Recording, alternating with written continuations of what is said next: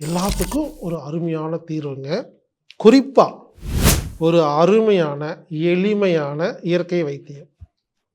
இதை எப்படி செய்கிறதுன்னு பார்க்கலாங்க. 20 முதல் 50 கிராம் பனம் கற்பூரம், அரை கைப்பிடி முதல் ஒரு கைப்பிடி வரை கருவேப்பிலை. இம்யூன் பவருக்கு நல்லது. மெட்டபாலிசம் அப்படிங்கிற உடம்புல வளர்சிதை மாற்றம். வணக்கம். பெண்களுக்கான உதிரப்போக்கு, கர்ப்பப்பை சம்பந்தப்பட்ட எல்லா பிரச்சனைகளுக்கும் தீர்வு. வெள்ளைப்படுதல், இர்ரெகுலர் பீரியட்ஸ், குழந்தையின்மை, பிசிஓடி, நீர்க்கட்டி, எல்லாத்துக்கும் ஒரு அருமையான தீர்வுங்க. குறிப்பாக உதிரப்போக்குக்கு இந்த வைத்தியம் ஒரு அருமையான தீர்வு. கறிவேப்பிலை, புதினா, கொத்தமல்லி வைத்தியம்.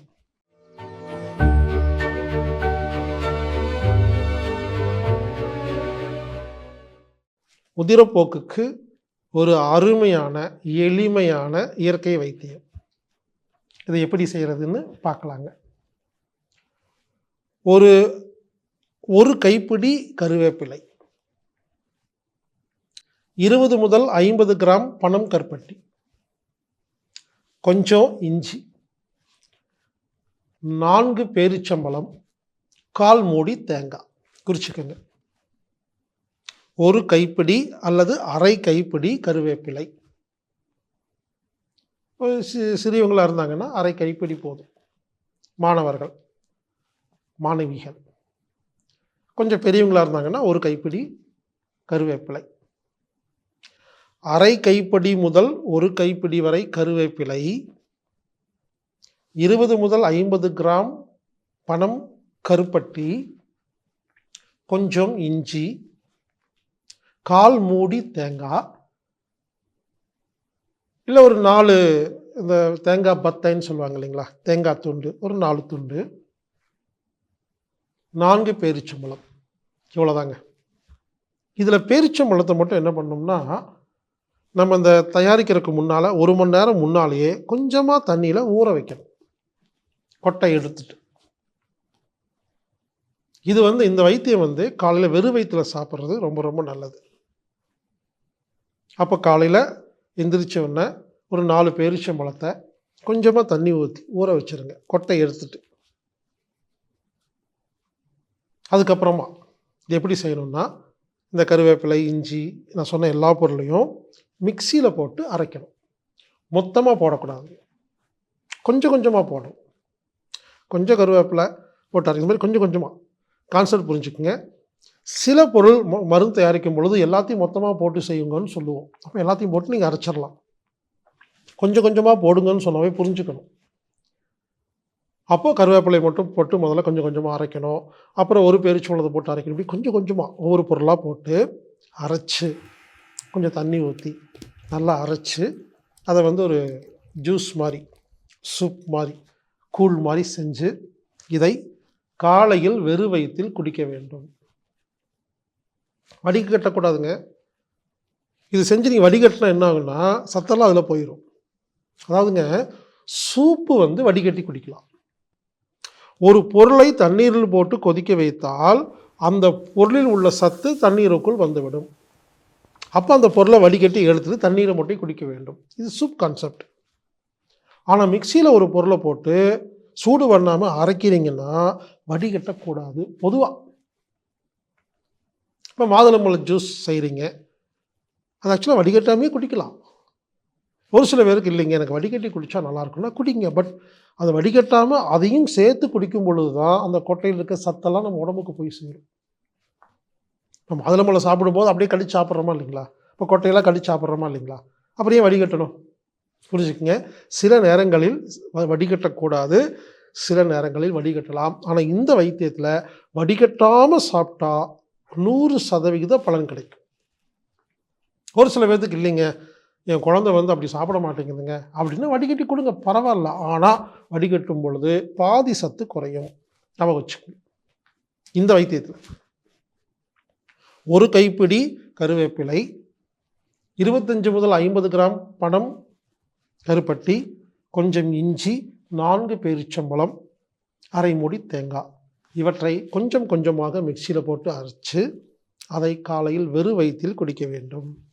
இப்படி குடித்து வந்தால் உதிரப்போக்கு, கர்ப்பப்பை சம்பந்தப்பட்ட எல்லா பிரச்சனைகளும், குழந்தையின்மை, வெள்ளைப்படுதல், பிசிஓடி, நீர்க்கட்டி, சாக்லேட் சிஸ்ட், இந்த மாதிரி கர்ப்பப்பை சம்பந்தப்பட்ட கர்ப்பப்பை மொத்தமாக சுத்தமாயிருங்க. இது அருமையான வைத்தியம். சரி, இதை எத்தனை நாளைக்கு குடிக்கணும்? அதாவதுங்க, நிறைய ஐடியா சொல்கிறேன், கேட்டுக்குங்க. 3 மாதத்துக்கு குடிக்கணும். கருவேப்பிலை நான் சொன்ன மாதிரி 3 மாதம் தொடர்ந்து குடிக்கணும். 1வது மாதம் முதல் 3வது மாதம் வச்சுக்கோங்க. அடுத்த 3 மாதம் என்ன பண்ணோம்னா, அந்த கருவேப்பிலைக்கு பொதுவாக புதினா ஒரு கைப்பிடி எடுத்துக்கணும். அதே ஃபார்முலா தான். முதல் 3 மாதம் கருவேப்பிலை ஜூஸ் மட்டும் குடிக்கணும். அடுத்த 3 மாதம் புதினா, கருவேப்பிலைக்கு பொதுவாக புதினா மாற்றிக்கணும். இப்படி 3 மாதம் குடிக்க வேண்டும். அடுத்த 3 மாதம் கொத்தமல்லி, இந்த கருவேப்பிலைக்கு பொதுவாக கொத்தமல்லி. உதாரணமாக 1ஆம் மாதம் முதல் 3ஆம் மாதம் வரை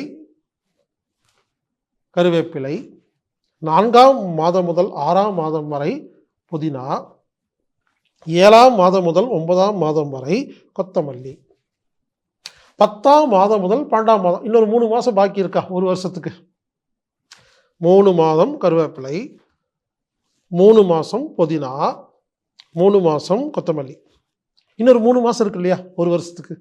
அதில் என்ன பண்ணணும், அதில் 10ஆவது மாதம் கருவேப்பிலை, 11ஆவது மாதம் புதினா, 12ஆவது மாதம் கொத்தமல்லி. ஒரு வருஷம் பேக். அப்போ ஒரு வருஷம் குடித்தா போதுமா? ஒரு வருஷம் தொடர்ந்து குடிச்சிங்கன்னா அதுவே பழகிரும். வருஷம் குடிக்கலாம். புரிஞ்சுக்க, இது ஒரு 1 இயர் பேக். செஞ்சு பாருங்கள். 1 இயரில் கர்ப்பப்பை சுத்தமாயிரும்.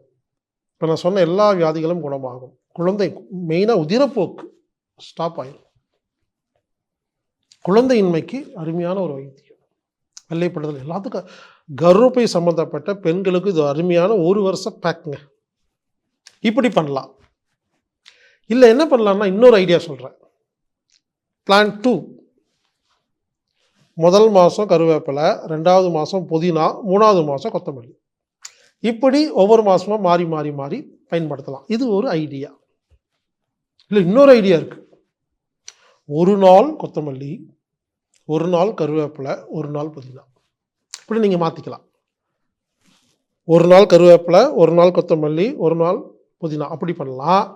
இல்லை ஒரு வாரம் அப்படி பண்ணலாம். இல்லை 1 மாதம் பண்ணலாம், 3 மாதம் பண்ணலாம். ஆனால் இந்த வைத்தியம் எனக்கு கற்றுக் கொடுத்த அவர் எப்படி சொன்னார்னா, முதல் 3 மாதம் தொடர்ந்து சாப்பிடணும்னு சொன்னார்.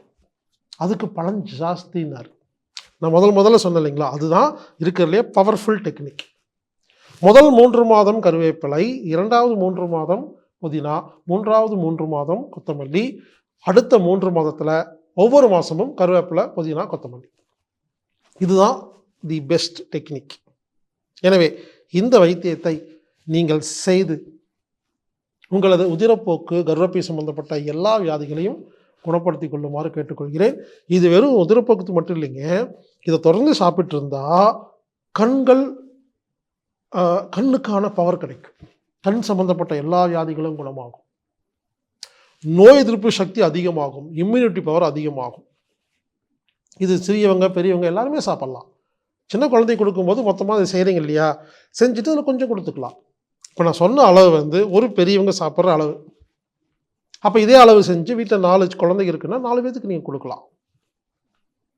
கண்ணுக்கு நல்லது, இம்யூன் பவருக்கு நல்லது, மெட்டபாலிசம் அப்படிங்கிற உடம்புல வளர்சிதை மாற்றம் அதுக்கு ரொம்ப ரொம்ப நல்லது, கர்ப்பப்பை சம்மந்தப்பட்ட எல்லா பிரச்சனைக்கும் நல்லது, ஹீமோகுளோபின் அப்படிங்கிற ரத்தம் ஊறுறதுக்கு அருமையான ஒரு வைத்தியம். எளிமையான வைத்தியங்க. செஞ்சு பாருங்க, ரொம்ப நல்ல பலன் கிடைக்கும். எளிமையான இயற்கை வைத்தியம். இதை விட்டுட்டு நிறைய ஆயிரக்கணக்கான செலவு பண்ணி ஃபுட் சப்ளிமெண்ட் அப்படிங்கிற பேரில் எங்கெங்கேயோ போய் என்னமோ வாங்கி சாப்பிடாதீங்க.